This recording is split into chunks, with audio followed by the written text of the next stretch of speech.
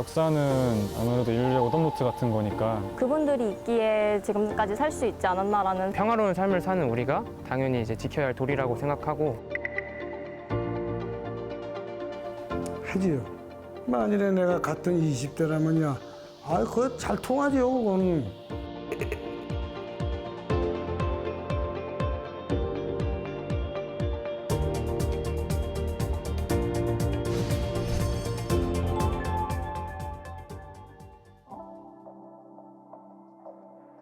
정전 70주년 특집 MZ세대에게 보내는 DMZ 메시지. Dear MZ, 안녕하세요. MC 유정입니다. 안녕하세요, 에이시아입니다. 네, 사실 이 지난 시간부터 가상현실 프로그램을 통해서 젊은 시절로 돌아간 참전용사님 메타휴먼과 함께 얘기 나누고 있는데요. 오늘도 너무 기대가 됩니다. 안녕하세요. 네, 안녕하세요. 잘 지내셨죠? 네. 저는 방송 나가고 나니까 네. 사람들이 메타휴먼 실제로 봤을 때 어떠냐고 물어보더라고요. 그쵸. 저도 그런 질문을 받은 적이 있는데 그래서 우리 에이시아 씨는 뭐라 그랬어요? 신기하다 그랬죠. 신기하다고 했어요. 진짜 사람 같다고 그랬어요. 네. 저도 비슷해요. 신기하다고. 그리고 이 젊은 시절로 돌아간 참전 용사님을 만나는 거라 너무 특별한 경험이라고 얘기를 했습니다. 맞아요. 진짜 특별한 경험이에요. 그렇죠. 네. 그럼 오늘도 저희 이 특별한 친구와 함께 치열했던 참전의 기억에 관해서 얘기를 더 들어볼게요. 그 전쟁이 일어나던 해에 20살이라고 했잖아. 그럼 전쟁이 일어나기 전에 주로 어떻게 지냈어? 그때는 나뿐만 아니라 모두 먹고 살기 바쁜 시절이라 공부하기도 쉽지 않았거든. 제대로 학교에 다니지 못하다가 1945년 해방이 됐을 때 야학을 다니면서 공부를 할 수 있었어. 낮에는 정비 공장을 다니면서 기술을 배우고 밤에는 학업을 이어갔지. 사실 어떻게 보면 요즘 이 공부도 하고 알바도 하는 취준생들이랑 좀 비슷하기도 한데 그렇게 계속 스펙을 쌓았으면 좋았을 텐데 이 전쟁이 일어나면서 자기 개발은 꿈도 못 꾸는 일이었겠지 아마도. 물론이지. 죽느냐 사느냐 문제가 달린 상황이라 개인의 미래나 꿈은 생각도 할 수 없는 그런 상황이었어. 나라가 있어야 개인도 존재할 수 있는 거니까. 그런데 6.25 전쟁 당시 크고 작은 전투가 셀 수 없이 일어났잖아. 그럼 여기가 춘천이니까 당시에 참전했던 전투가 춘천 전투인 거지. 혹시 그치. 그 춘천 전투에 대해서 얘기 조금 더 해줄 수 있어? 얘기해 줄게. 춘천 전투는 한국 전쟁이 일어난 1950년 6월 25일부터 27일까지 3일간 벌어진 전투야. 국군 제6보병사단 제7연대와 제19연대가 북한군 제2군단 예하 제2사단에 맞서 전개한 방어 전투인데 이 전투에서 국군 제6보병사단은 열세한 전력에도 불구하고 신속한 반격으로 국군의 조기 붕괴를 막아낸 전투로 잘 알려져 있어. 북한군은 6월 27일까지 3일에 걸쳐서 막대한 인명과 장비를 상실했지. 원래 북한군은 춘천을 조기에 점령한 뒤에 수원 방면으로 기동해서 국군 주력을 포위한다는 계획을 갖고 있었는데 춘천의 방어전으로 차질을 빚게 된 거야. 만약에 춘천 방어전이 실패했다면 한강 이북에서 큰 피해를 입은 국군 주력은 전열을 재정비할 시간을 벌지 못한 채 다 포위되었을 거야. 그러니까 한마디로 춘천 전투는 6.25 전쟁 초기에 북한의 전략적인 목표를 좌절시킨 결정적인 전투라고 할 수 있어.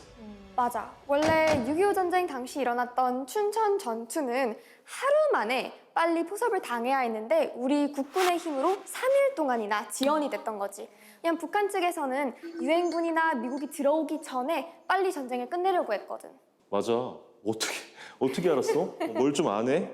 네, 전략을 위해서라도 이 적군의 눈을 피해 다녀야 했으니까 개인 행동은 당연히 어려웠을 거란 생각이 드는데 화장실 갈 때도 함부로 움직일 수 없었을 것 같아. 화장실이라고 할 것도 없고 볼일 보러 갈 때도 보고하고 가고 그랬지. 사실 추위와 더위를 견디거나 씻고 먹고 볼일 보고 이런 일차원적인 것들이 다 전투의 일원이라고 보면 되는데 대부분 참는 경우가 많아. 그치. 왜냐하면 그 행위 자체가 위험하고 표시를 남기기 때문이야.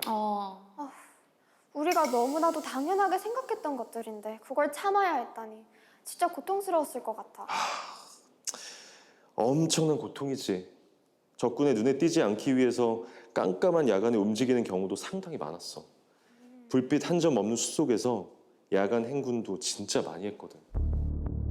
한 치 앞도 보이지 않는 깜깜한 밤이었어. 적군의 눈에 띄지 않기 위해서 항상 행군은 야간에 하는 경우가 많았지. 철모와 소총, 예비 탄원과 개인 화기, 수류탄, 며칠분의 식량까지 20kg이 넘는 군장을 메고 걷고 또 걸었어. 비와 흙, 땀에 푹 절어진 발은 퉁퉁 부어서 나중에 감각조차 없더라고. 한참을 걷다 보면 힘없이 쓰러지는 동료들도 많았어. 제대로 잠을 자본 적이 언제였는지 까마득하더라고. 울퉁불퉁하고 차가운 땅에 기대어 잠시 눈을 붙이는 게 일상이었으니까. 언제나 따뜻한 미소를 보내주는 어머니, 무심한 듯 어깨를 토닥여 주셨던 아버지 생각에 울컥한 적도 많았어. 작고 가난했지만 내 이름을 불러주는 가족이 있는 집, 그 집으로 돌아가고 싶은 생각이 간절했지. 하지만 행군은 밤이나 낮이나 쉼없이 계속됐어.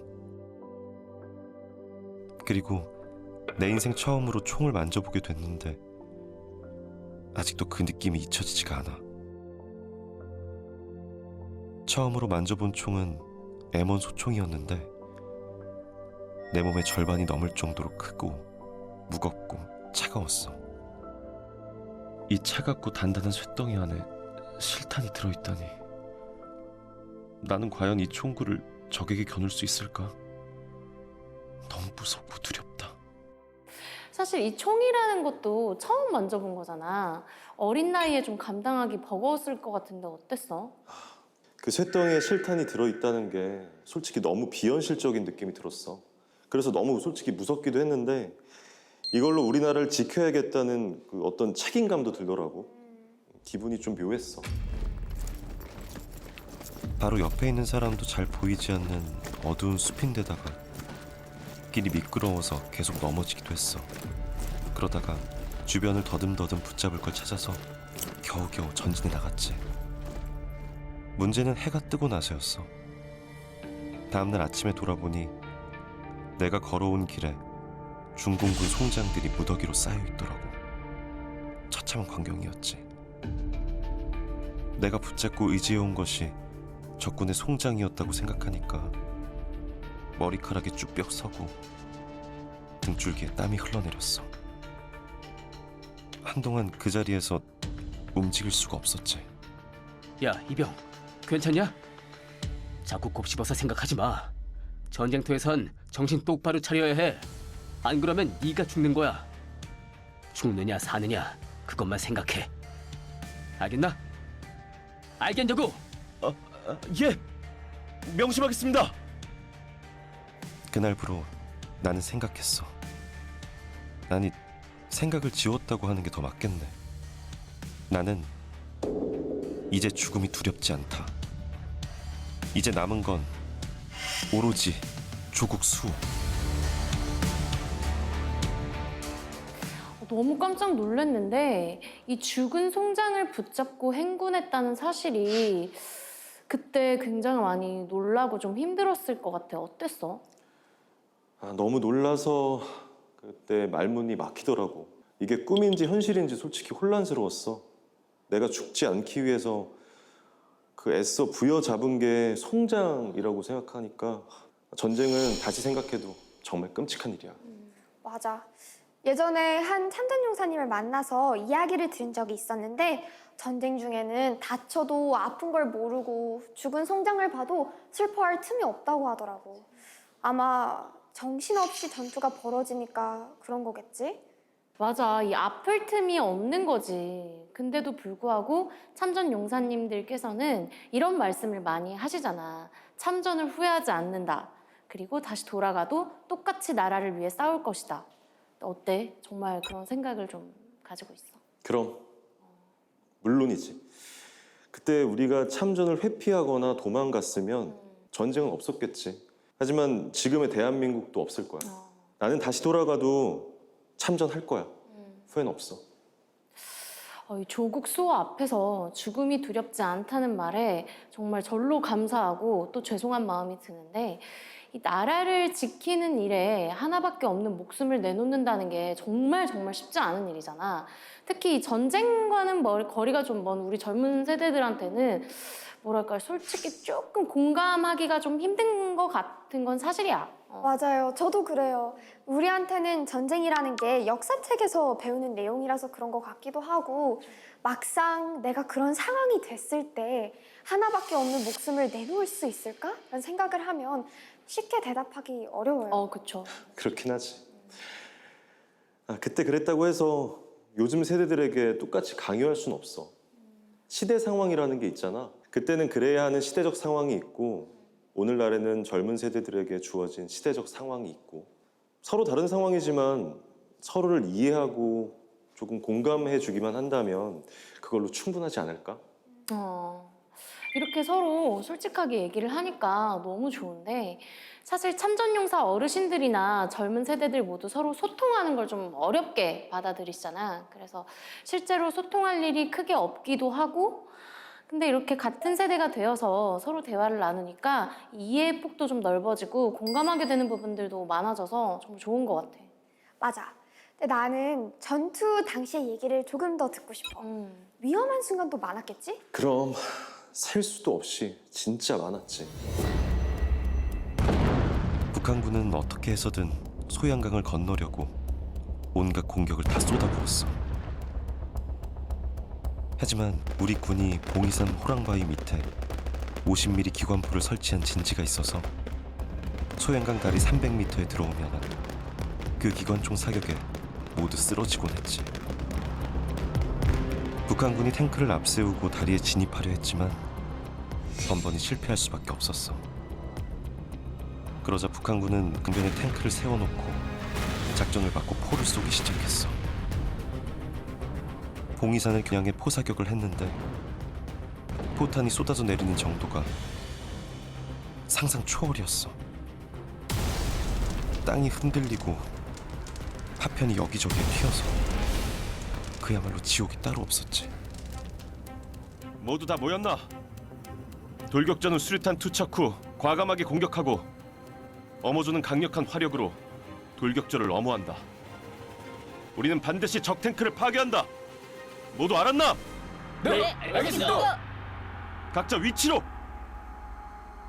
그때 귀를 찢는 포소리와 화양 냄새, 파편들은 아직도 눈을 감으면 생생하게 떠올라.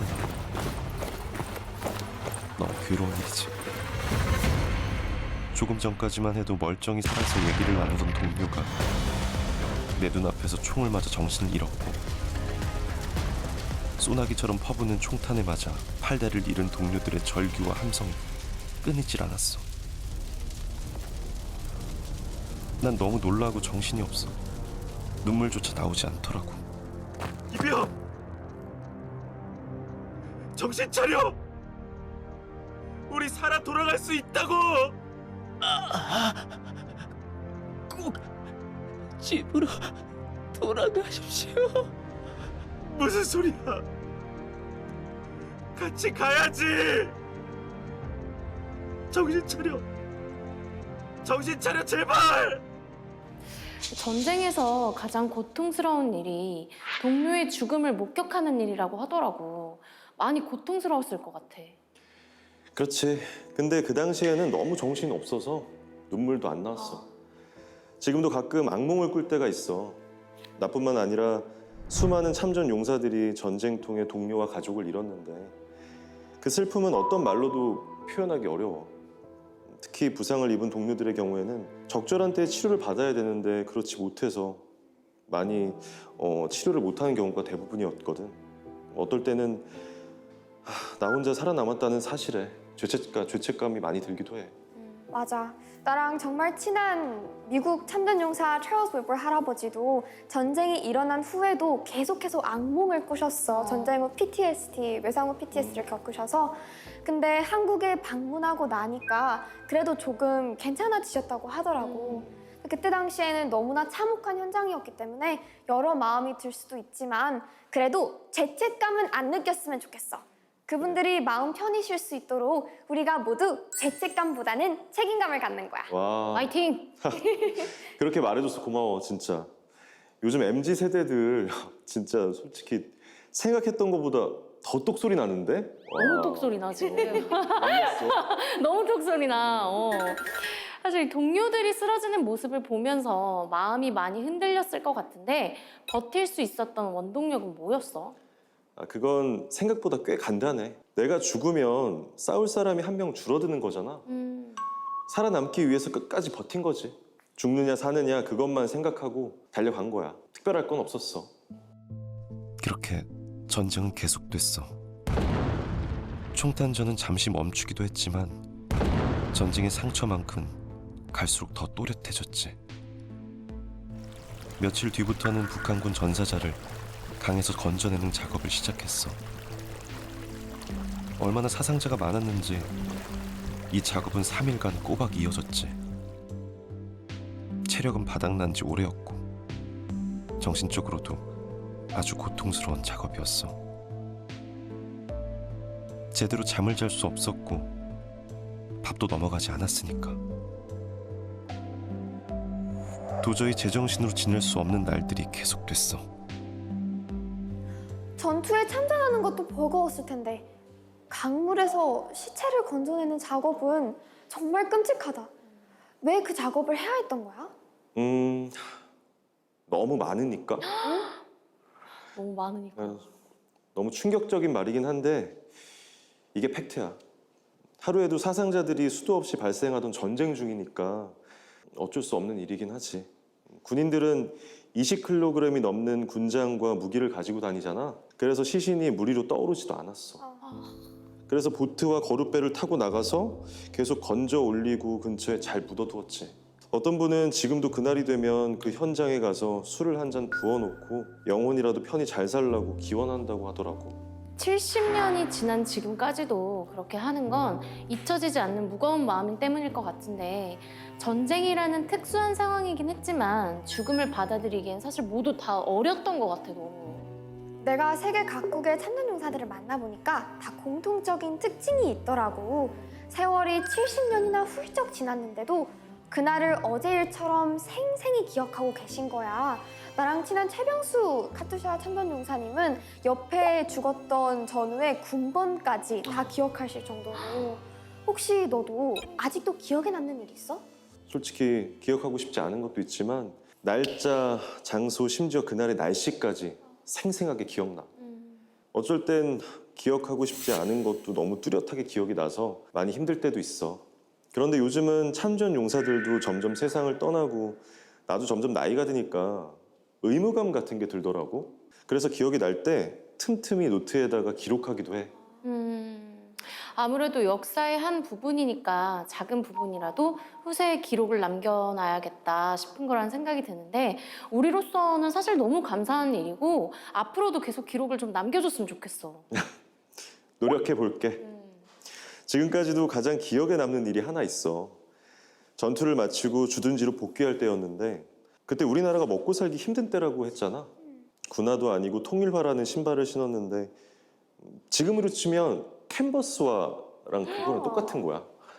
지금은 패션 아이템이지만 그거 신고 오래 걸으면 발 아픈 거 알지? 군인들이 그런 신발을 신으니까 발이 퉁퉁 붓고 피범벅이 돼서 도저히 걸을 수 없을 정도였어. 아니 그 상상만 해도 그거 무대에서 신어도 되게 발이 금방 피곤해지거든. 근데 그렇지. 너무 고통스러웠을 것 같아. 그럼 양말도 신발도 벗기 너무 힘들었을 것 같아, 그치? 맞아. 힘들게 가고 있는데 저 앞에 전사한 미군들이 있는 거야. 미군 군화가 튼튼했거든. 어쩔 수 없이 전사자의 군화를 벗겨서 신었는데 발은 편해졌지만 마음은 내내 불편하더라고. 아직도 생각나는 일이긴 해. 어느 날 북한군 패장병들이 화천 구만리 발전소 인근을 장악했다는 소식이 들려왔어. 국군의 보급품을 습격해 국군 군복을 입고 국군 행세를 하며 게릴라전을 펼치고 있다는 거야. 북한군 토벌 임무를 받고 대구에서 올라온 제6사단 유격대 그리고 당시 의용 경찰과 같이 공동 작전을 펼치기도 했어. 입수된 정보에 의하면 북한군들이 마을을 점령해서 술을 잔뜩 마시고 자고 있다는 거야. 이때가 기회였지. 새벽 3, 4시쯤 그곳에 가서 자고 있는 포로 몇 명을 잡아 수방으로 보냈어. 그리고 계속 전진하면서 공비들을 정탐했는데 화천에 있는 적의 규모가 일개사단 병력이라는 엄청난 소식을 듣게 됐지. 일단 병력에서 밀리는 상황이라 내내 긴장되더라고. 언제 어디서 포탄이 날아올지 모르니까. 하루는 전투태세를 갖추며 전진하다가 한 마을에서 밤을 보내게 됐어. 내가 보초를 서던 새벽 3시쯤이었는데 갑자기 총성이 들리더라고. 공비들이 마을을 습격한 거야. 성광탄 불꽃이 초가에 붙어서 불이 순식간에 퍼졌고 사방에서 총격이 오가기 시작했어. 급한 대로 자고 있던 병사들을 깨워 일단 후퇴했지. 대구에서 온 유격대들은 지리를 잘 알지 못해서 우왕좌왕했는데 다행히 나를 포함한 강원도 출신 병사들이 앞장서서 춘천 쪽으로 무사히 후퇴할 수 있었어. 이쪽으로 오십시오. 이쪽으로. 부상 때문에 더는 걷기가 힘듭니다. 저는 괜찮으니 먼저 가십시오. 말도 안 되는 소리 하지 마십시오. 죽어도 같이 죽고 살아도 같이 사는 겁니다. 제 손을 잡으십시오. 갈 수 있습니다. 한 20리 정도 되는 거리를 죽을 힘을 다해 가다 보니 어느새 날이 새어 주변이 환해지고 있었어. 근데 숨 돌릴 틈도 없이 북한군 무리에게 발견돼서 또다시 공격을 받게 된 거야. 기관포와 수류탄이 비오듯이 쏟아져 내려서 눈도 제대로 뜰 수가 없고 소리도 잘 안 들리더라고. 그러다 발을 헛디뎌서 강물에 떠내려갔어. 그게 마지막 기억이야. 물에 빠진 다음에 정신을 잃었거든. 다음날 눈을 떴는데 여기가 어디지 싶었어. 병상에 빼곡하게 누워있는 부상자들을 보고 병원이구나 싶었지.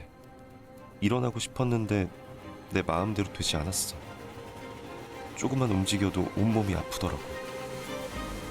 조금 있다가 위생병이 왔는데 살아난 게 천운이라면서 내가 입었던 옷을 보여줬어. 벌집같이 사정없이 구멍이 뚫려있는 내 군복이었지. 끔찍했어. 죽어도 같이 죽고 살아도 같이 살겠다고 다짐했는데 내가 살아있는 게 너무 죄스럽고 원통하다. 전우들아, 내 꼭 너희들 목까지 싸워서 고향 땅을 지켜낼게. 죽다 살아났네. 군복이 벌집까지 뚫렸다고 하니 얼마나 긴박하고 위험한 상황이었는지 조금이나마 상상이 된다. 끔찍했지. 형체를 알아볼 수 없는 군복을 보니까 온몸에 소름이 쫙 돋더라고. 놀라지 마. 지금도 몸에 총알이 3개 박혀있기도 해. 사실 이게 지금이야 이렇게 담담하게 얘기를 하는 거지 그때는 진짜 가슴이 철렁했을 것 같아. 이 병원에 부상자도 되게 많았겠다는 생각이 드는데 혹시 기억에 남는 부상자가 좀 있어? 매일매일 부상자들이 엄청나게 들어왔어. 말로 표현하지 못할 정도로 심하게 부상을 입은 사람도 있었고 사실 변변한 의료기기나 약도 없었고 위생도 불량한 상황이라서 아침에 일어나면 옆자리 침대가 없어지는 경우도 많았어. 진짜 그게 제일 무서웠던 것 같아. 내 옆자리에 입원했던 여성 학도병이 있었는데 나랑 동갑이어서 이런저런 얘기를 나눈 게 기억나네. 학도병으로 참전했다가 포로로 잡혀갔는데 거기서 온갖 고초를 겪다가 가까스로 탈출했다고 하더라고. 친구 4명이 있었는데 2명은 아직도 소식이 없대.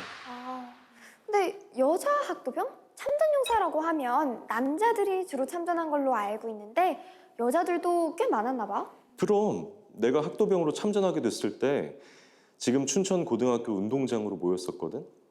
동시에 춘천 여자 고등학교에서도 학도병들을 모집했다고 하더라고.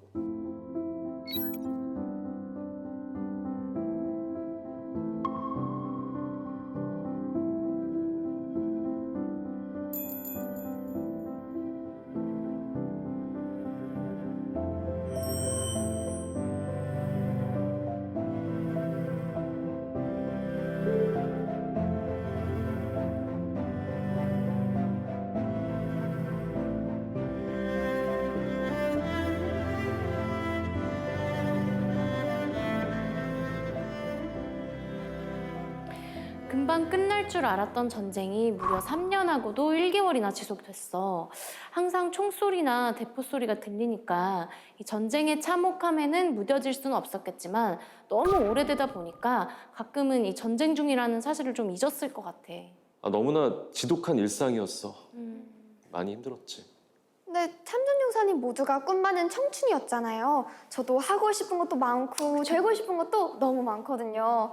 군인도 하고 싶고 또 외교 쪽으로도 하고 싶고 유정님처럼 멋진 가수가 되고 싶기도 하고요. 아유, 감사합니다.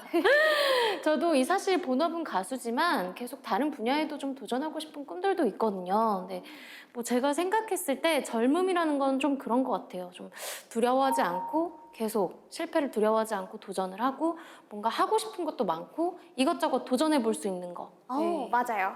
제가 뉴스에서 봤는데 MZ세대들은 집단보다는 개인의 취향을 중요시하고 남과 다를지라도 자신의 만족을 위한 새로운 경험을 추구한다고 하더라고요. 그래요.